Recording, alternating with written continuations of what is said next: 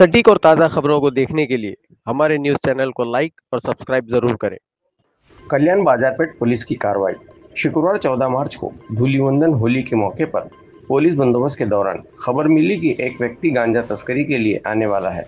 खबर मिलते ही पुलिस निरीक्षक दुकले और गुन्हे प्रतिकरण पथक अपने वरिष्ठ अधिकारियों की अनुमति से दुर्गाड़ी किले के पीछे पुराने पुल का निरीक्षण करने गई तो पता चला कि पुलिस को एक संगीत व्यक्ति वहां पर मिला है। उसके पास पूछताछ करने पर उसने बताया कि वो बीड़ जिले से आया है।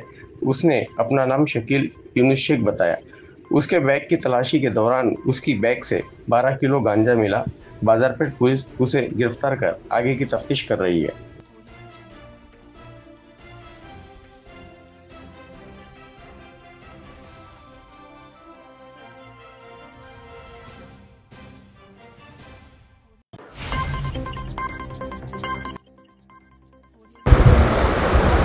काल होळी आणि धुलिवंदनच्या अनुषंगाने आमचा कल्याणमध्ये सगळीकडे एकदम स्ट्रॉंग बंदोबस्त लावला होता।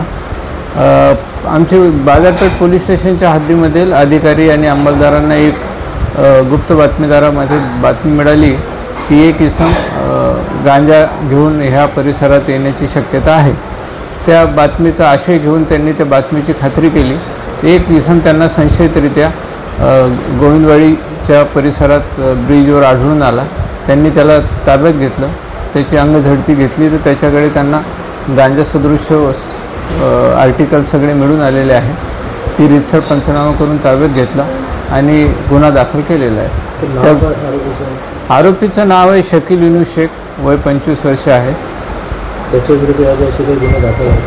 त्याबाबत आता तपास करीत आहोत, कारण तो इथला स्थानिक नाही आहे, बाहेरचा आहे तो। ती तपासाचा भाग आहे। आता त्याचा आता आम्ही गुन्हा दाखल केलेला आहे। मान्य न्यायालयात त्याचा रिमांड घेण्यात येईल आणि त्या तपासामध्ये जे निष्पन्न होईल त्यांच्यावर पण कारवाई करण्यात येईल।